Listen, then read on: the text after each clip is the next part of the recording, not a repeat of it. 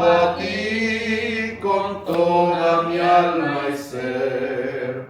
Grande eres tú, grande eres tú. Gracias a todos ustedes por estar aquí esta tarde. Jueves, día de reunión de grupo pequeño. Este grupo pequeño se reúne los jueves y pues nos sentimos felices de tenerlos a ustedes aquí. Extrañamos a algunos. Mi esposa no está. Esta tarde, mis lentes. No trae. Bueno, vamos a ver algo interesante esta tarde. La inspiración de la Escritura. Eso vamos a ver esta tarde. Vamos a ir al Salmo 119, 89. Salmo 119, 89. Este salmo es hermoso, recuerden. Es el salmo más largo de la Biblia, el más grande y el que trata sobre la ley siempre y sobre la palabra de Dios. Salmo 119, verso 89. ¿Quién lo lee? Para siempre, oh Jehová, permanece tu palabra en los cielos. Gracias. Para siempre. ¿Para cuánto tiempo? Para siempre. Oiga usted, esto sí que es maravilloso. Para siempre permanece tu palabra en los cielos. ¿Dónde? Los cielos. En los cielos. Ahora noten ustedes que es interesante saber que originalmente la palabra de Dios, ¿dónde permanece para siempre? ¿Dónde dice? En los cielos. No dice en la tierra. Y la palabra la tenemos aquí, en la tierra. Dice cielos. Pero el salmista dice, para siempre permanecen, oh Jehová, tu palabra, ¿dónde? En los cielos. ¿Por qué dice así el salmista? Que la palabra de Dios permanece para siempre en el cielo. A ver, ideas. A ver, este es un estudio bíblico. Ideas. Hablen, aunque se equivoquen o no estén correctos, no se preocupen, que aquí es para corregirnos, la palabra nos va a corregir. ¿Por qué dice la Escritura que para siempre es la palabra de Dios en los cielos y no en la tierra? ¿Por qué no dice en la tierra? Creo que yo había escuchado un comentario de que la palabra de Dios va a ser un libro de texto que se va a estudiar por toda la eternidad, sobre todo la vida o el sacrificio que hizo nuestro Señor Jesucristo. Pero sinceramente yo no lo he corroborado si eso está en el espíritu de profecía o en donde simplemente escuché el comentario. Ok. Sí, hermano. Bueno, no sé, pienso de que como los cielos son desde siempre, Ok. la tierra, digamos, como después que fueron los cielos. Ok. Es como mostrar como la eternidad de la palabra. Ay, qué hermosa esa hermana. Miren, un aplauso. La hermana acertó. Ella acertó. Porque la palabra tiene su origen divino. Recuerden ustedes que la Biblia es de origen ¿qué? Divino. No es de origen humano. No es origen terrestre. Es de origen divino. Y para darle énfasis a eso, ¿qué dice San Pablo? El texto que todos conocemos. ¿Qué dice San Pablo? Los cielos. San Pablo, en 2 Timoteo 3:16, ¿cómo dice? Toda la Escritura es inspirada divinamente. O sea, Dios inspiró la palabra. O sea, Dios la sopló al profeta, su palabra.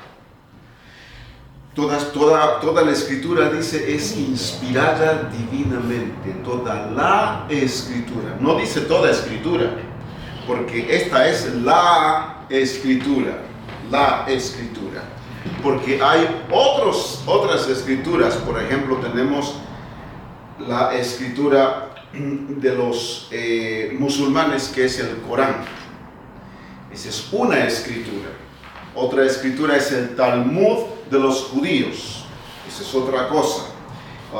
El Zen Avesta es otro libro de la India. Y de diferentes tipos de escrituras que hay, tenemos Don Quijote de la Mancha, que es una escritura, ¿verdad?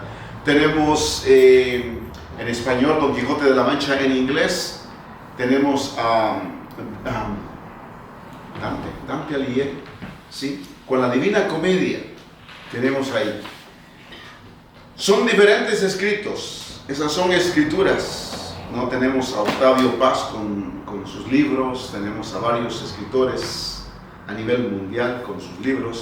Esos son escrituras, son algunas escrituras u otras escrituras, pero la escritura, el apóstol Pablo dice, la escritura, toda la escritura es inspirada por Dios y útil para enseñar, para corregir, para encaminar en justicia, a fin de que el hombre de Dios esté bien preparado para toda buena obra. Entonces, cuando dice el Salmo 119:89, para siempre, oh Jehová, permanece tu palabra en los cielos, es porque la palabra de Dios tiene origen celestial. Y porque antes de que le fuera dada al hombre la palabra, con todo lo que la palabra contiene, ya en el cielo se regía con la ley del cielo, con la ley del cielo propiamente, con la ley de Dios, el precepto de Dios. Así que nosotros ahora podemos ver que el Salmo 119:89 tiene sentido cuando lo leemos. Luego vamos a ver a Isaías 48. Vamos rápidamente a Isaías 48. ¿Cómo dice Isaías? Quien lo tenga. Isaías 48. La hierba se seca y se marchita. La hierba se seca y se marchita la flor, mas la palabra de Dios nuestro permanece para siempre. La hierba se seca y también se marchita la flor, pero la palabra de nuestro Dios permanece para siempre. Y luego el profeta dice también, añade diciendo ahí, el hombre como la flor se marchita y muere. ¿Qué pasa con nosotros cuando un bebé o un muchachito, una niña de 14, 15 años, cómo tienen sus músculos? Bien duros, ¿no? Fuertes. Pero conforme pasa el tiempo, después de los 40 años, empezamos a sentir nuestros músculos que empiezan a ponerse flácidos. A los 50, olvídense, a los 60, 70 años ya estamos muy flácidos. 80 años, dice Dios, completamente flácidos. Se seca la hierba y se marchita la flor. Y luego dice, el hombre como la hierba y la flor se marchita. Y luego muere. La Biblia dice, se seca la flor, se marchita la, ¿cómo? Se seca la hierba y se marchita la flor, pero la palabra de nuestro Dios, ¿qué pasa? Permanece para siempre. O sea, la palabra de Dios permanece para siempre. Es la palabra que lo que quiere decir allí es que, miren, la palabra es inerrante. ¿Qué quiere decir eso? Que no hierra, que no se equivoca, que no se pierde, que no nos dice una cosa y luego otra. Aunque la alta crítica diga lo contrario. Tenemos en el mundo cristiano lo que se conoce como la alta crítica, que es enemigo de la palabra de Dios. Ese pensar de la alta crítica es contra la palabra de Dios. Hay tanto que argumentar, hay tanto que decir sobre la alta crítica, hay tantos defensores, pero mire, esos defensores de la alta crítica tienen una lengua pulida. Tienen una lengua pulida. Qué barbaridad. Uno se queda sorprendido al escuchar a un defensor de la alta crítica. Si uno no tiene cuidado, uno cae en las garras de la alta crítica. Porque saben hablar. Y tienen argumentos que parecieran verdaderos, pero son fingidos. Son argumentos falsos. La palabra de Dios es la palabra de Dios. Y Dios se dedicó a darnos la palabra de Dios. Y la palabra de Dios, cuando Dios nos la entregó perfecta. Lucas 21:33. ¿Qué dice Lucas 21:33? Lucas 21.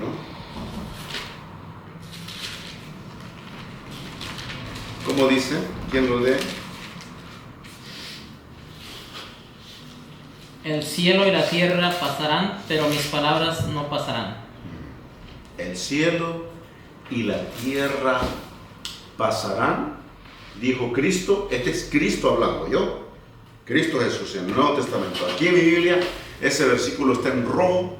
Quiere decir que esa palabra salió de los labios de Cristo. Otra vez, ¿cuál es el texto? Lucas 21:33. 21:33. El 33 está en rojo aquí, o sea, lo habló Cristo. El cielo y la tierra pasarán, pero mis palabras no pasarán. Está hablando el autor de la vida. Está hablando el creador de los mundos. Está hablando aquel que hizo al hombre, pero que también se rebajó hasta lo sumo, dice el apóstol Pablo, hasta lo sumo, y se hizo uno de nosotros. Él mismo está diciendo, pero mis palabras no pasarán. ¿Cuáles son esas palabras?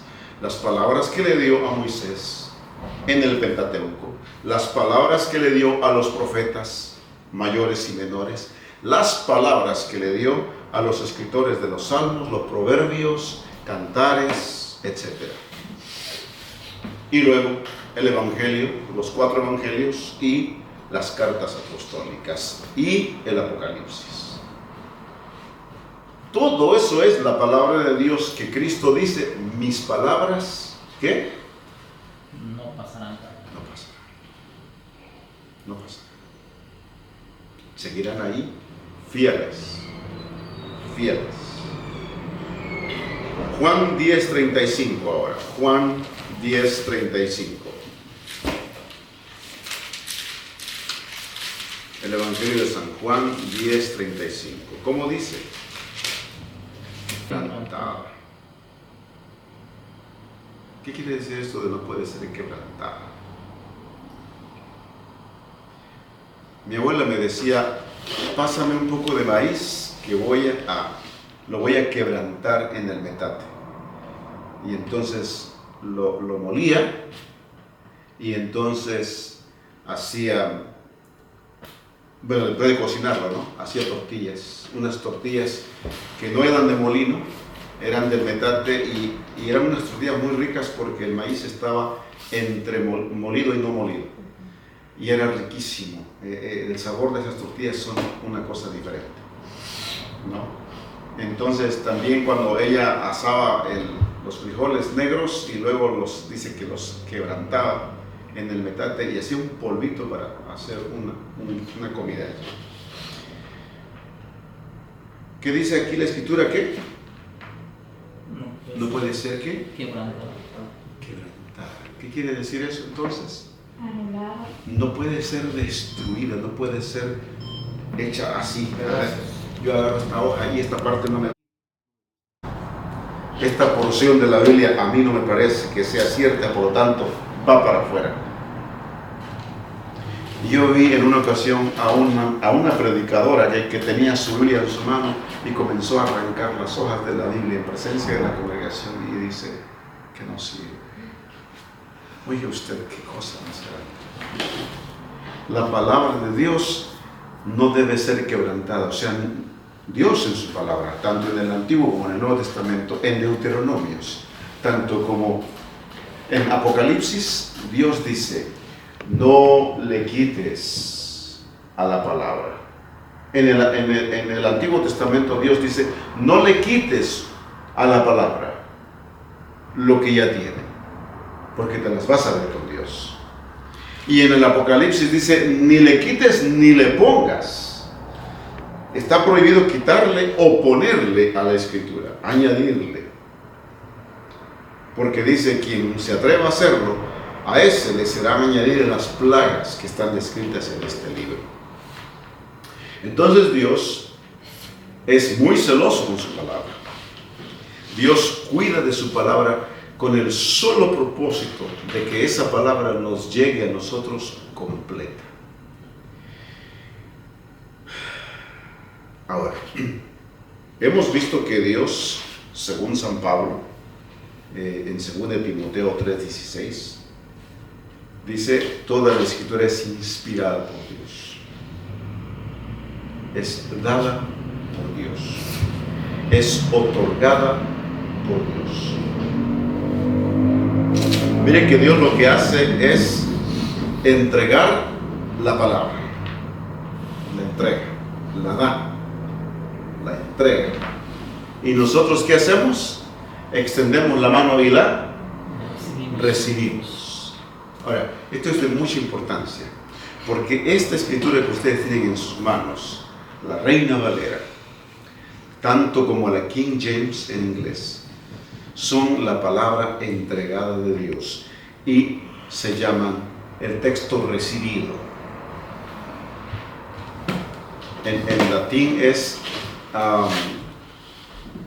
el texto, ay, se me fue. El texto, ay, se me acaba de ir la palabra, pero quiere decir el texto recibido, porque Dios lo entregó y el hombre lo recibió. ¿Sí? Así que la palabra de Dios nos fue entregada, nos fue otorgada y nosotros la hemos recibido. Ahora la pregunta es que cuando Dios entregó su palabra, fíjense la pregunta que vamos a hacer. Cuando Dios entregó su palabra, noten bien, porque de esto depende qué Biblia tiene usted en su mano y qué Biblia va a leer usted. ¿Qué Biblia se va a comprar cuando se compre una Biblia nueva? ¿Qué Biblia va a buscar en el montón de estantes que hay de diferentes tipos de Biblias? ¿Cuál es la Biblia que usted debe elegir? Porque Dios la entregó y nosotros la recibimos. Esta Biblia salió de lo que se llama el Textus Receptus, que quiere decir texto recibido, o el texto mayoritario, o el texto bizantino. Tiene tres nombres: texto recibido, o textus receptus, texto bizantino y el texto mayoritario. Mayoritario porque hay una gran cantidad de ¿cómo se llama? De manuscritos, ¿sí? De manuscritos que fundamentan esta Biblia. Texto mayoritario. Texto recibido es porque es el texto que recibieron las iglesias a quienes, por ejemplo, el apóstol Pablo escribió. Y esa parte, ustedes saben que el imperio romano estaba, cuando Cristo vino, el imperio que gobernaba el mundo era el imperio romano. Pero ustedes saben que el imperio romano se dividió en dos antes de caer. Se dividió en dos: el imperio romano de Oriente y el imperio romano de Occidente. El imperio romano de Oriente es el imperio bizantino y este es el imperio latino. ¿Vio? Este es el imperio griego, esta es la parte griega del imperio y esta es la parte latina del imperio. La parte griega del imperio es Oriente. La parte latina del imperio es Occidente. Los de habla griega, porque el Nuevo Testamento fue escrito ¿en qué lengua? Mayormente en griego. No, en griego. Los de habla griega, ellos tenían la escritura en griego. Los de habla latina la tenían en esa lengua, latina. Pero esta Biblia siempre se mantuvo así. En cambio, esta Biblia de este lado, del lado occidental, ¿qué pasó? Se alteró. ¿Ustedes saben la ciudad donde se alteró la escritura? En el occidente. ¿Saben ustedes la ciudad donde se alteró? Alejandría, Egipto. ¿Qué fue lo que apareció en el primer siglo, segundo siglo, pero que floreció grandemente en el tercer siglo después de Cristo? El gnosticismo. ¿Dónde surgió el gnosticismo? En Alejandría. Y Alejandría le pasó esa herencia a la iglesia de Occidente. Y la iglesia de Occidente tiene en sus manos la Biblia, que se originó en Alejandría. La Biblia gnóstica. Pero la Biblia original, los escritos originales en griego, siempre estuvieron guardados aquí, resguardados por las iglesias de Oriente. Fue hasta el siglo XV cuando los otomanes entraron aquí, a esta región de Oriente, persiguiendo aquí para convertirlos en musulmanes, y los cristianos bíblicos salieron huyendo con sus escritos. Griegos salieron huyendo de aquí y se pasaron a Occidente. Fueron a Francia, a Inglaterra, y ahí se establecieron en Francia, Inglaterra, Alemania.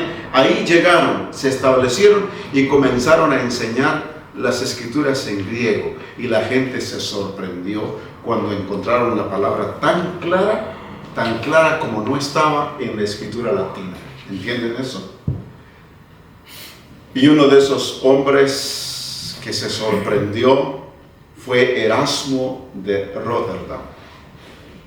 Erasmo, noten bien, Erasmo era un sacerdote católico romano. Pero ¿saben qué hizo Erasmo cuando conoció las escrituras griegas que llegaron a Occidente, a Europa?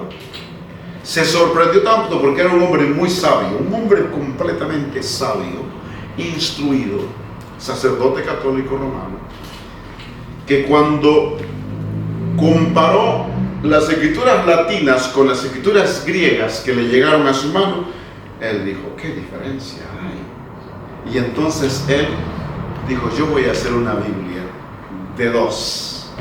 En una página, en un lado va a estar toda la Biblia en latín y en la otra va a estar toda la Biblia en griego, para que la gente cuando lea en latín pueda darse cuenta la diferencia que hay en griego. Y eso hizo él. Erasmo no se hizo, noten bien, se dice que Erasmo no se hizo protestante ni fue fiel católico. Erasmo se puso en el punto medio. Así murió Erasmo. Y aunque Erasmo decía cosas contra Roma, Roma nunca le hizo nada, nunca lo mataron, no, lo respetaron. Pero tampoco dijo, yo me voy a hacer, ¿cómo se llama? Luterano, ni nada. Él se quedó en el centro, con las escrituras griegas por un lado y las escrituras latinas por otro lado. Pero él decía, las griegas son las mejores. Están completas, no están alteradas, no están cortadas, no tienen alteración, son plenas. Esa es la palabra de Dios. Eso fue lo que dijo Erasmo y murió. Así que esa Biblia que tienen ustedes en sus manos es del texto recibido, del texto mayoritario, del texto bizantino, o sea, el texto que vino de Oriente a Occidente. Y gracias le damos a Dios porque nos permite tener la Biblia que tenemos. Amén. Y cuando usted quiera o pueda, cómprese la versión de 1865 y guárdela. Cómprese, si puede, la Biblia del Oso original, que es en un castellano muy antiguo, un tanto difícil de entenderlo, pero claro que si usted tiene la Reina Valera, digamos, 1865 aquí, y tiene aquí la del Oso, las palabritas en el castellano antiguo que usted no entiende, va rápido a este texto y lo va a entender perfectamente bien, porque le va a decir la misma palabra, solo que en un lenguaje más moderno. Así que esa es la palabra de Dios que usted tiene consigo. Ahora la pregunta es, la última pregunta y terminamos. Cuando Dios entregó su palabra, ¿solamente la entregó y se marchó Dios y dejó que el hombre, bueno, de repente, mira, aquí no me gusta o no me parece, le voy a cambiar? Porque eso dice la alta crítica, que se pusieron a cambiarle, quitarle, a ponerle, inventarle a la palabra de Dios, y hoy tenemos una escritura que no podemos confiar en ella, es mejor ni la estudies, dice la alta crítica. No te confíes de la escritura porque no es de confiar, porque la alteraron los seres humanos a través de los siglos. Eso dice la alta crítica. Pero ahora la pregunta es para ti. ¿Tú qué crees? ¿Dios entregó su escritura y se hizo el disimulado y se fue? ¿O siguió cuidando su escritura hasta el día de hoy? Responda. ¿Qué piensan ustedes?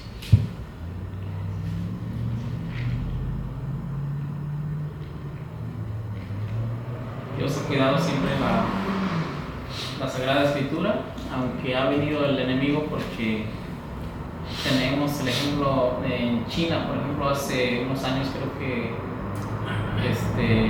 han estado sacando algunas Biblias que han modificado textos, o algunos han sacado algunos textos, pero Dios siempre ha tenido el control de su palabra, y como el texto que leímos hace rato, que su palabra permanece para siempre, entonces nosotros confiamos de que la palabra de Dios sigue estando presente y que la que tenemos es la verdadera. Entonces se puede confiar. Sí, hermano. Pues yo pienso que ahí vemos como lo divino de la Biblia, de que a pesar de todos los intentos del enemigo de engañarnos con cosas falsas, sí, malas versiones y eso, usted dice, el Señor ha cuidado para que se mantenga la versión original. Entonces, ¿usted cree que Dios sí ha cuidado la escritura? Sí. ¿Qué piensa usted, hermanita?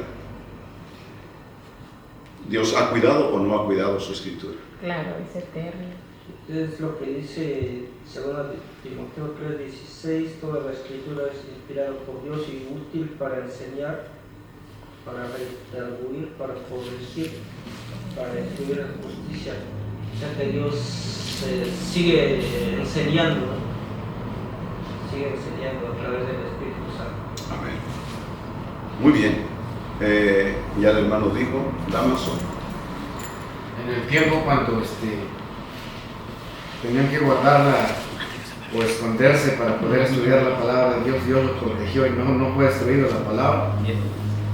Entonces yo creo de que su palabra va a permanecer para siempre, aunque se quiera destruir.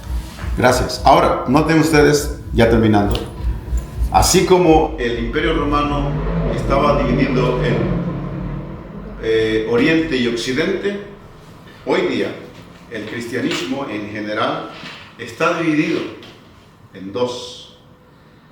Los que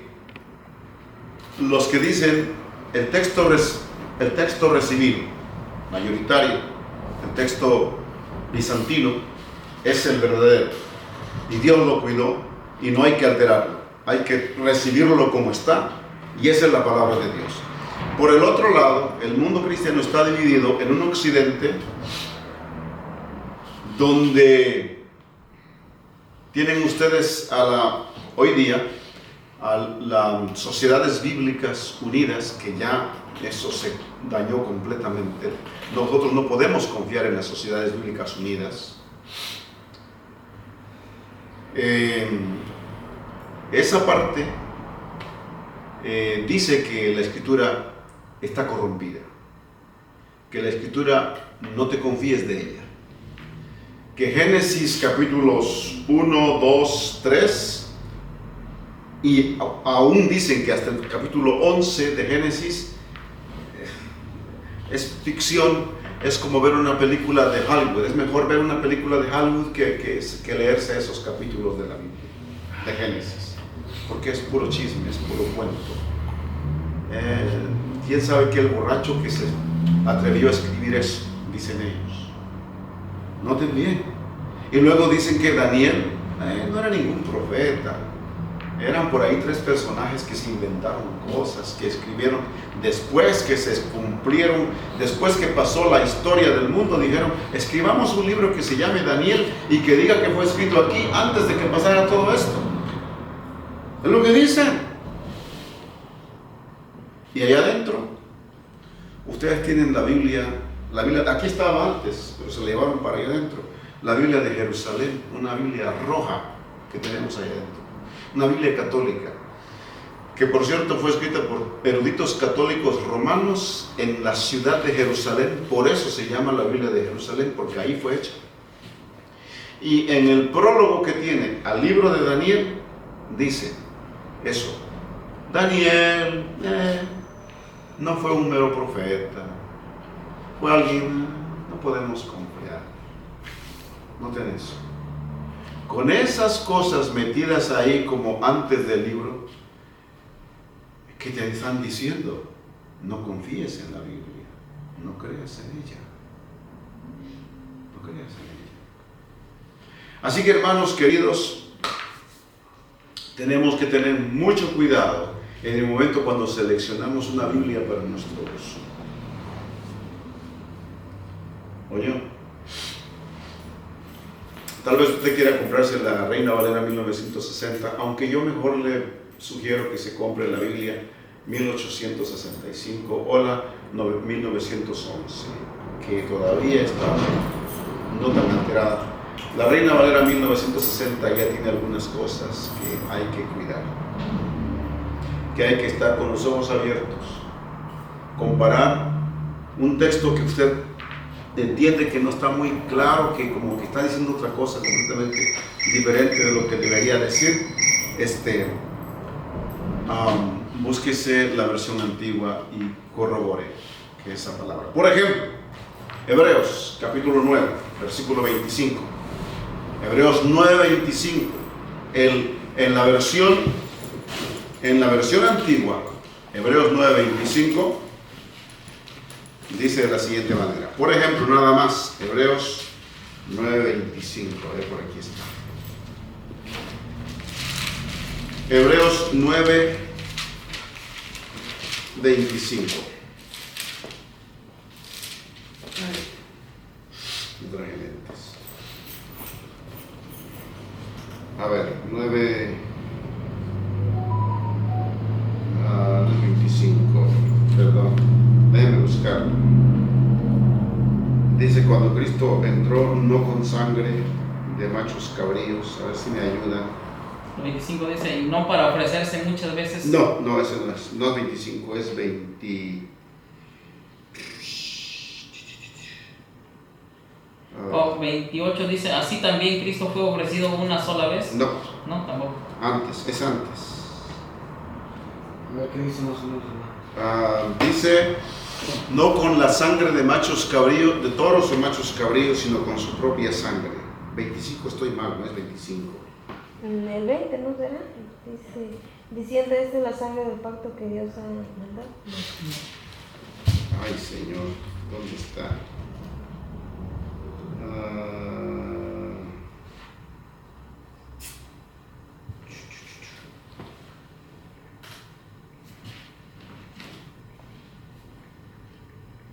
Ok, el 12.